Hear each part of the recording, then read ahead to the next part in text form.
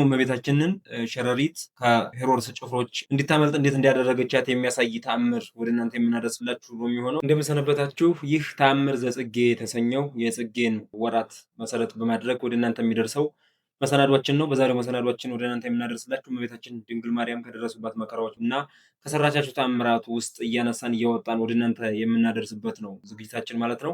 እንግዲህ ከዛሬው ዝግጅታችን ወደ እናንተ የምናደርስላችሁ የሚሆነው ጌታችን መድኃኒታችን ኢየሱስ ክርስቶስ የአህዮቹን አፍ የለጎመበትንና እንዲሁም ደግሞ እመቤታችንን ሸረሪት ከሄሮድስ ጭፍሮች እንድታመልጥ እንዴት እንዳደረገቻት የሚያሳይ ተአምር ወደ እናንተ የምናደርስላችሁ ነው የሚሆነው። እንግዲህ እንደምናውቀው ሁላችንም ድንግል ማርያም ለ3 ዓመት ከ6 ወር በስደት ቆይታለች። የዮሐንስ ራእይ ምዕራፍ 12 ከቁጥር 16 ጀምሮ በምናነበው ታሪክ ላይ ከእስራኤል ተነስታ ወደ ግብጽ እንደመጣች ግብጽ እንዲሁም ወደ ኢትዮጵያ መታ ኢትዮጵያን በኪደተ እግሯ ባርካ የአስራት ሀገሯ አድርጎ ልጇ ሰጥቷት እንደተመለሰች ሁላችንም የምናውቀው ነገር ነው። ነገር ግን ዛሬ እመቤታችን በመንገድ ላይ የገጠማትን ነገር ነው የምንነጋገረው። ድንግል ማርያም እንግዲህ ባለፈው የጋረ መስፍነ ሶርያ ቤት አድራ ተስተናግዳ ወጥታ እንደመጣች በመንገድ ላይ ደግሞ የዮሴፍ ልጅ ዮሳ ደንግጦ መጥቶ ልጁ ታስገድሉት ነው ወይ የሄሮድስ ጭፍሮች እኮ ደርሰዋል ብሎ ሲላት በመደንገጧ ምክንያት የዮሴፍ ልጅ ዮሳ በመንገድ ላይ ድንጋይ ሆኖ ወይም ድንጋይ ተንተርሶ እንደተቀመጠና እግዚአብሔር ስመለስ ዋጋህን እስከምከፍልህ ድረስ በዚህ ተኛ ብሎት በዛው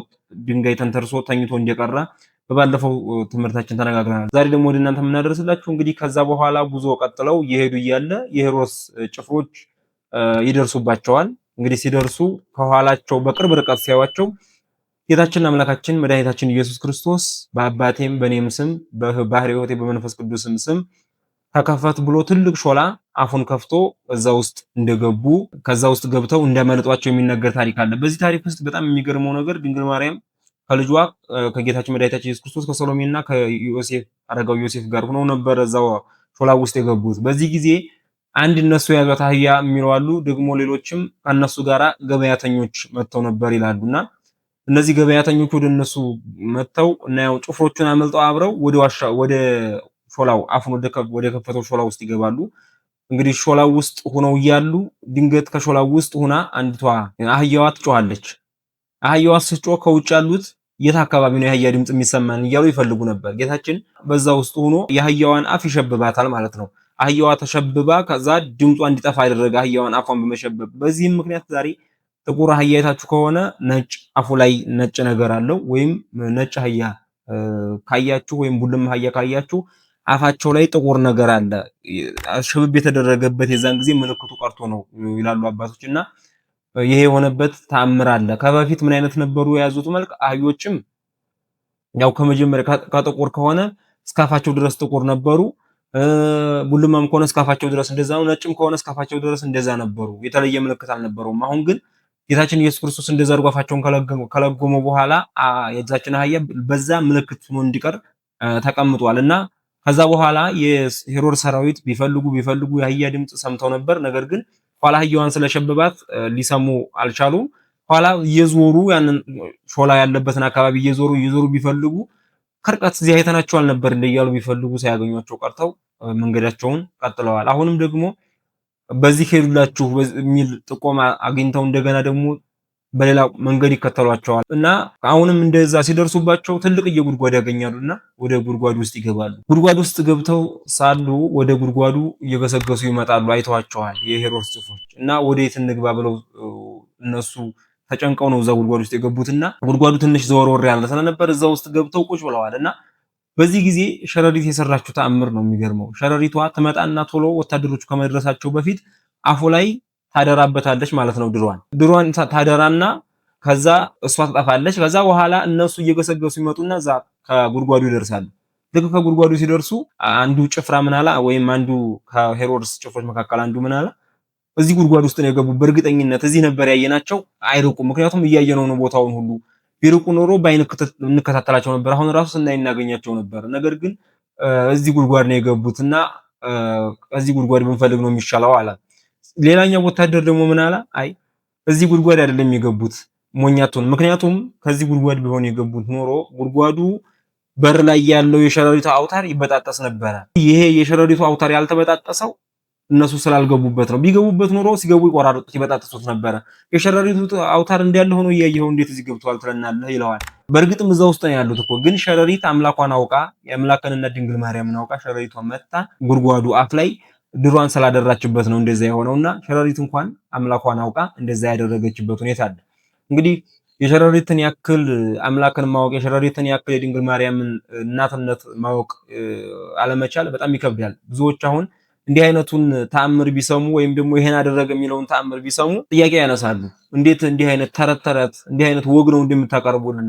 እንዲህ አይነት ተረት ነው እንጂ እንዴት ተአምር ይሆናል ብለው ጥያቄ ያነሳሉ። እንግዲህ የነሱ አእምሯቸው፣ ሐሳባቸው፣ አመለካከታቸው ሌላ ውስጥ የሆነ ስለሆነ ወይም ደግሞ ህሊና ሲቀል ትንሽ እንዲህ አይነቶቹን ተአምራት መቀበልና መሸከም ስለማይችል ወይም ደግሞ ሳይንሳዊ አስተሳሰብ ብቻ የተመሰረተ ህሊና ወይም ሳይንሳዊ ነገሮችን ብቻ የሚያሳድድ ህሊና እንዲህ አይነት ነገሮችን መረዳት አይችልም። ጭንቅላት ይቀላል። ጭንቅላት ቀለለ የሚባለው ተአምራትን፣ ሃይማኖትን፣ ረቂቅ ነገሮችን፣ ሩቅ ነገሮችን፣ ድብቅ ነገሮችን አሉ ሲባል መሸከምና ማወቅ አልችል ሲል ነው ጭንቅላት ቀለለ የሚባለው። እንደዚህ ነው በአመክንዮ ብቻ የሚመራ በሐሳብ በተጨባጭ ነገሮች ብቻ የሚመራ የሚታየውን ነገር ብቻ የሚዳስስ ጭንቅላት ሲሆን የዛን ጊዜ ጭንቅላት ቀለለ ይባላል። ስለዚህ ቀላል አይምሮ ቀላል ጭንቅላት ያላቸው ሰዎች ልቦናቸውም ስለሚቀል እንዲህ አይነቱ ነገር ጭንቅ ነው የሚሆንባቸው። እንዲህ አይነቱ ነገር ተራ ነገር ነው የሚሆንባቸውና ይሄን ነገር መረዳት አይችሉም። እኛ ግን ኦርቶዶክሳውያን ሆን እኛ ግን ነገሮችን የምናውቅ ነገሮችን የምንረዳ ድብቁን ሩቁን ረቂቁን አለ ብለን የምናምንና አለ ብለን ያመነውን የእምነታችንን ያንኑን ተስፋችንን የምናይ የክርስቶስ የድንግል ማርያም ልጆች የክርስቶስ ምስክሮች ደግሞ ይሄንን ድንግል ማርያም ይሄን እንዳደረገች ወይም ጌታችን በተአምራቱ ይሄን እንዲያደረገ ወይም ሸረሪት እነሱን አውቃቸው ይሄን እንዳደረገችላቸው እንናገራለን። ይሄን ብቻ አይደለም፣ በነገራችን ላይ ሌላም ተአምር አለ። በድንጋይ ላይ የሚሯሯጥ የሆነ ድንጋይ ላይ ያለ ግን በዚህ በግድግዳ ምናምን ከሚሄዱት ከእንሽላሊቶች የተለየ አለ። ሊዛርድ መሰለኝ የሚባለው በእንግሊዝኛ ሊዛርድ የሚሉት መሰለኝ እና ድንጋይ ላይ ነው የሚውለው ብዙ ጊዜና በገጠር አካባቢ ያለ ሰው ያውቀዋል። እሱ ድንጋይ ላይ ሆኖ አንገቱን እንዲህ በማድረግ ነው የሚታወቀው። አንገቱን እንደዚህ እንደ መጥቀስ አይነት ነገር ሲያደርግ የምናውቀው ነው እሱና እሱ ምንድነው ያደረገው? ይሄ አንገቱን እንዲህ የሚያደርግበት ሁኔታው ከዛ ወዲህ እርግማን ሆኖ እንደቀረበት ይናገራሉ አባቶችና ምንድነው ሲሉ ድንግል ማርያም እዛ ስር የሆነ አዛምር የሚባል ቅጠል አለ ከድንጋይ ስር የሚበቅል ነው። ብዙ ጊዜ በገጠር አካባቢ ለዳቦ መጋገሪያ ይጠቀሙታልና ከድንጋዩ ስር ነበር ያ ዛፍና ሂዳ ከድንጋዩ ስር ተሸሸጋለችና ከነሱ አመልጣ እሱ ግን ምን አረገ? አንገቱን እንዲህ እያደረገ ኑ እዚህ ያለችላችሁ ኑ ወደዚህ ያለላችሁ እያለ ይጠቁማቸው ነበር ለሄሮድስ ጭፍሮች ማለት ነው። ሂደው እንዲገሏቸው እንዲይዟቸው ኑ እያለ እንደዚህ ይጠቅሳቸው ነበር። እነሱም ምን እንዳላልገባቸውም ስላልገባቸው እሱ ወዳላቸው ቦታም ሳይሄዱ ከስሩ ነበሩ። አጋራ ይባላል በአንዳንድ ቦታ ከሱ ስር ነበሩ የነበሩት እነ ድንግል ማርያም እና ኑቶሎ እያለ እዚህ ከስር አላችሁ ኑቶሎ እያለ ይላቸው ነበር። እነዛ ጭፍሮች ግን ምን እያለ እንደሆነ ስላልተረዳቸው ዝም ብለው ወደዋል። በዚህም ምክንያት እሱ እድሜ ልክህን ወይም ዘመንህን ልክ ከዘር እስከ ማንዘርህ ድረስ እንደዚህ አንገትህን እንደዚህ ስታረግ አንገትህን ስታወዛውዝ ኑር ተብሎ ጌታችን ረገመውና በዛ ምክንያት እንደዛ ሆኖ ቀረ። አሁን ራሱ ወደ ገጠር አካባቢ ብትወጡ አንገቱ የሚጠቅስ አይነት ነገር እያለ ነው የሚኖረውና ከዛ ጊዜ ጀምሮ የመጣ ነው ይላሉ። እና ይሄንን ለመረዳት ትንሽ ተአምራታዊ የሆኑ ነገሮችን የሚረዳ ረቂቅ አእምሮ ያስፈልጋል። ምክንያቱም ጌታ ከሰማያት ወረደ ከድንግል ማርያም ተወለደ ብሎ እንደማሰብ በጣም እንትን ነገር የለም። እንደነሱ አረዳድ ከሆነ እንዴት ሰው ሆነ ይባላል? አምላክ ከሰማየ ሰማያት ሆኖ ተወለደ ይባላል የሚለው በጣም ጭንቅ ነው። እና ይህን ነገር መረዳት ትንሽ ህሊናን ይፈልጋል፣ ጭንቅላትን ይፈልጋል፣ ልቡናንም ይፈልጋል። እንደው የማወቅ የመረዳት ልብንም ይፈልጋልና እመቤታችን በዚህ መንገድ ከሄሮድስ ጭፍሮች አመልጣለች። ሸረሪት ተረድታታለች። ይሄም አውሬ እንደዚህ አርፎ ነበረ፣ ነገር ግን አልተሳካለትም። እንግዲህ እኛ ህዝበ ክርስቲያን ማሰብ ያለብን ድንግል ማርያም በስደቷ ወቅት በመከራ የደረሰባትን መከራ የደረሰባትን ጭንቅ ሁሉ የደረሰባትን ረሃቡን ጥሙን አስበን የሚችለው ይጾማል፣ የማይችለው ደግሞ እየሄደ እሁድ እየሄደ በመሐሌት ያድራል፣ ውዳሴዋን ይደግማል፣ ውዳሴዋን ይሰማል። እንዲህ እያደረግን ነው በዓሉ እስከ ህዳር 6 ድረስ የምናከብረውና የእመቤታችን እናትነቷ አማላጅነቷ በረከቷ ይደርብን፣ እናትነቷ አይለየን እንላለን።